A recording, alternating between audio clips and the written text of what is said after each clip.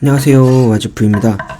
오늘은 방어 무제한 먹이기 3탄인 방어 매운탕 먹이기로 찾아왔습니다.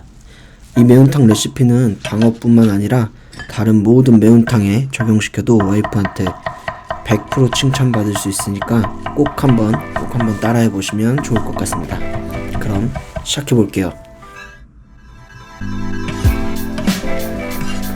처음으로는 이제 마늘을 다져 주실 거예요. 마늘은 한 10개 정도 넉넉하게 다져주시면 될 것 같고요. 다음으로는 이제 대파도 넉넉하게 썰어주세요. 한 3단 정도? 3개 정도 저는 사용한 것 같은데 4개 사용하셔도 되고요. 4개 정도 준비해 주시면 될 것 같아요.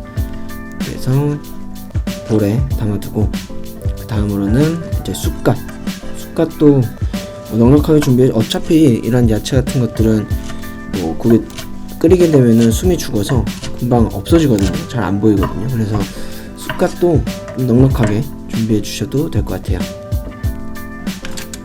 그리고 그 다음으로는 이제 가장 중요한 양념을 만들어 볼 건데, 두 번째로는 이제 고추장을 크게 1.5스푼 정도 담아주시고, 된장도 똑같이 1:1 용량으로 된장도 고추장과 같은 용량인 1.5스푼 가득 해서 담아주세요. 그 다음으로는 이제 설탕은 그냥 1스푼 가득 넣어주신다고 생각하시면 돼요. 그리고 그 다음으로는 소금은 한 반 스푼 정도. 그 다음에는 참치액젓은 2스푼 가득 넣어줄게요. 그리고 지금 가는 거는 후추도 넉넉하게 넣어주시고, 그리고 이 가루는 싼초 가루인데, 이거는 저희 부모님 댁 뒤에 싼초 열매가 열려서 그거를 갈아서 만든 수제 싼초 가루고요. 시중에서 시판되는 거 사용하셔도 상관없습니다. 싼초 가루를 넣냐 안 넣냐에 따라서 차이가 많이 나니까 꼭 한 반 스푼 정도는 있으면 넣어주시면 좋을 것 같아요. 그리고 그 다음으로는 고춧가루는 한 4스푼에서 5스푼 정도 넣어주시면 되고요. 그리고 아까 다져놓은 마늘 섞어서 양념은 그렇게 준비해 주시면 될 것 같아요. 그리고 그 다음으로 해줄 거는 양파는 아까 그 야채 썬 데다가 추가해서 한 반 개 정도 넣어주시면 되고요. 여기에 지금 제가 촬영하는데 촬영이 갑자기 없어져서 못 넣었는데 무도 조금 썰어서 넣어주면 좋습니다. 그리고 그 다음으로는 이제 주인공인 방어 뼈랑 대가리가 들어갈 건데요. 이것도 그 핏물 같은 거는 좀 잘 씻어서 준비해 주세요. 한번 씻어서 준비해주고, 이렇게 뼈만 넣은 상태로 물을 넣어서 그대로 그냥 다른 거 넣지 않은 상태로 일단 먼저 한번 푹 끓여주실 거예요. 그렇게 해서 육수를 먼저 낼 거고요. 그렇게 끓이게 되면 이제 위에 거품 같은 거, 불순물 같은 것들이 많이 올라오거든요. 그런 거는 좀 이따가 중간중간에 계속 걷어주시면 되고, 그리고 요거 청양고추 3개도 추가해서 좀 이따가 같이 넣어줄 거예요. 숙주도 좀 준비해 주시고요. 양념을 먼저 만들어 놓은 이유는 양념이 이렇게 먼저 섞어 놓으면 숙성이 돼서 바로 그 매운탕 국물에다가 바로 뭐 고춧가루 풀고 고추장 풀고 된장 풀고 하는 것보다 이렇게 숙성시켜서 넣어주면 더 맛있으니까요. 꼭 양념 먼저 좀 만들어 놓으면은 좋을 것 같아요. 이렇게 아까 말씀드렸듯이 불순물들이 이제 위에 뜨죠. 그것들은 이제 중간중간 걷어내 주시고요.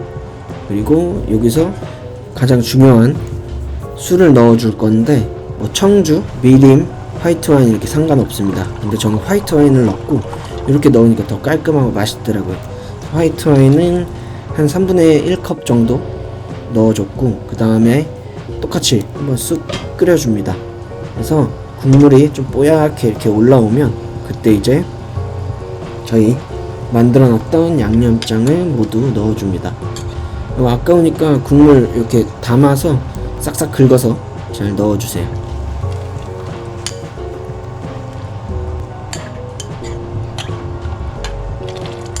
이렇게 먼저 넣어주시고, 그 상태에서 이제 바로 전부 야채랑 이런 거 준비한 거 다 넣어주시면 됩니다. 숙주까지 다 넣어주시고요. 이렇게 해서 이제 한번 팔팔 끓여줄 겁니다. 그리고 이게 지금 요 양이 4인분 기준이기 때문에 저희는 먼저 오늘 먹을 만큼 2인분을 덜어서 다른 조그만한 솥에 끓여줄 겁니다. 이렇게 해서 저희 오늘 먹을 만큼 한 2인분 정도 덜어주시고요. 그리고 이제 저랑 와이프가 생각하는 매운탕의 가장 중요한 포인트인 수제비를 만들어 볼 건데요. 수제비 만드는 거는 진짜 간단하니까 뭐 맨날 라면만 넣지 마시고 이렇게 수제비 한번 만들어서 넣어 보시면 좋을 것 같아요. 밀가루는 크게 넉넉하게 5스푼 정도 넣어주시고, 식용유 넣어주시고, 찬물을 한 번에 다 넣지 마시고 조금씩 상황 봐가면서 이렇게 저어주면서 상황 봐가면서 추가해 주실 거예요. 이렇게 뭉치기 시작하면 살짝 더 넣어주시고, 중간중간에 밀가루도 조금씩 더 추가해서 그 점도를 맞춰주시면 되거든요. 지금 조금 너무 진 것 같아서 밀가루 2스푼 정도 더 추가해줬고, 그리고 이렇게